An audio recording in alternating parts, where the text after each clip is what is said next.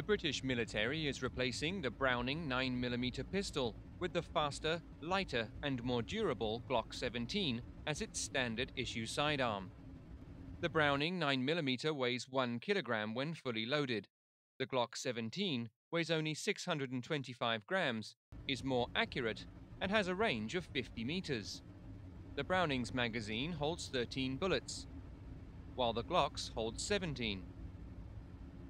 The Browning uses a manual safety catch that needs to be switched off, so it takes longer to fire than the Glock, which has internal safeties and can be kept fully loaded with a round in the chamber.